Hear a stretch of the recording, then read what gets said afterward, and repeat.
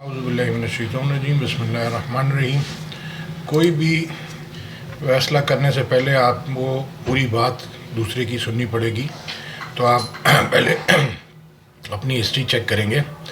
آدم علیہ السلام کو جب بنایا تو اللہ نے کہا میں زمین پہ خلیفہ بنانے لگا ہوں، تو فرشتوں نے کہا تو ایسے انسان کو خلیفہ بنائے گا جو قتل غارت کرے، خون ریزی کرے؟ تو اللہ نے کہا تم وہ باتیں نہیں جانتے جو میں جانتا ہوں۔ پھر آپ اس دین اسلام کی ہسٹری دیکھیں گے تو آدم علیہ السلام سے شریعت شروع ہوتی ہے، اللہ کے رسول پہ آ کے کمپلیٹ ہوتی ہے۔ تو کتنے سال لگ گئے؟ تو اب اللہ نے کہا شیطان تمہارا کھلا دشمن ہے۔ تو اب آپ دنیا میں دیکھتے ہیں سب آج جلدی میں ہوتے ہیں، 90% لوگ روڈ ایکسیڈنٹ میں ملتے ہیں جلد بازی کی وجہ سے۔ لوگ ادھوری بات کرتے ہیں، ادھوری سنتے ہیں، ادھوری میں فیصلہ کر دیتے ہیں، بھاگم بھاگ ہے۔ تو جلد بازی میں ساری عبادت بھی خراب، نمازیں بھی خراب۔ پورے علم کو سمجھنا ہے، پورے قرآن کو، پوری دنیا کے انسان، ایک انسان میں 8 ارب انسان رہتے ہیں، یعنی کہ 8 ارب کی آبادی ہے۔ پورا قرآن پھر پوری دنیا رکھ کے پھر فیصلہ صحیح ہوگا۔ سورہ یوسف ہر علم والے سے دوسرا علم والا بڑھ کر ہے۔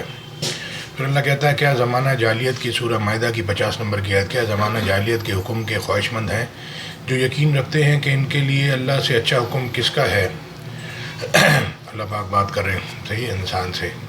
تو یہ سب کو سننا پڑے گا۔ یہ کوئی بھی عالم 1 گھنٹہ 2 گھنٹہ بیان کرے گا، پورا قرآن آپ کو کوئی نہیں سنا سکتا۔ پورا قرآن آپ کو خود سیلف اسٹڈی کر کے سمجھنا پڑے گا۔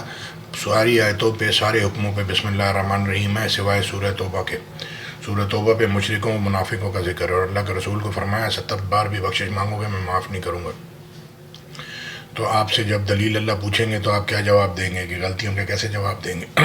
سارے انسان ہیں، فرشتے نہیں ہیں، سب سے غلطی ہو سکتی ہے۔ پرانے لوگوں سے سیکھا، انہوں نے پرانوں سے سیکھا، ایسے چلا آ رہا ہے۔ سورہ انعام جو کوئی 54 نمبر کی ہے، جو کوئی تم میں سے نادانی سے یا جاہلیت یا نادانی ایک ہی بات ہے، جاہلیت سے کوئی بری حرکت کر بیٹھے پھر اس کے بعد توبہ کر لے تو نیکوکار ہو جائے تو وہ بخشنے والا مہربان ہے، یعنی کہ اللہ پاک پھر اس کو معاف کر دیں گے۔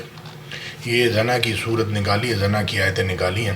زنا کی آیت پہ بسم اللہ الرحمن الرحیم ہے۔ اللہ نے دنیا بنائی، انسانوں کو بنایا، اللہ کو پتہ تھا یہ ہوگا، اس طرح ہوگا، اس لیے اللہ نے سب حکموں پہ بسم اللہ لکھا ہے کہ اللہ معاف کرنے والا ہے۔ آیت سنتے ہیں، سورہ 1 سے لے کے 5 تک سورہ نور کی آیت ہے۔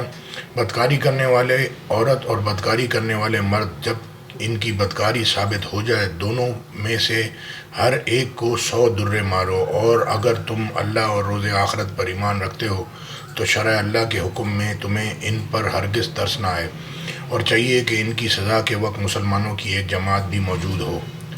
اب فیصلہ یعنی کہ دنیا میں آپ دیکھتے ہیں کہ صحیح طرح سے انصاف نہیں ہوتا، یہ اصل میں ہوگا قیامت والے دن۔ اللہ نے کہا کہ مشرکوں، منافقوں، کافروں کا، یہودیوں کا، عیسائیوں کا اللہ فیصلہ کریں گے۔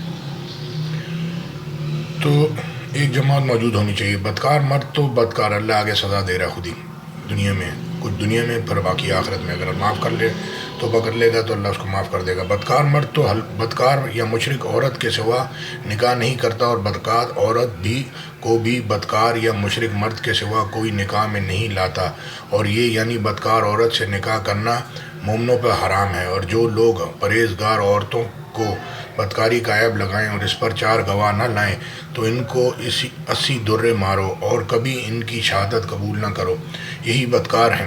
ہاں جو اس کے بعد توبہ کر لیں اور اپنی حالت سنوار لیں تو اللہ بھی بخشنے والا مہربان ہے۔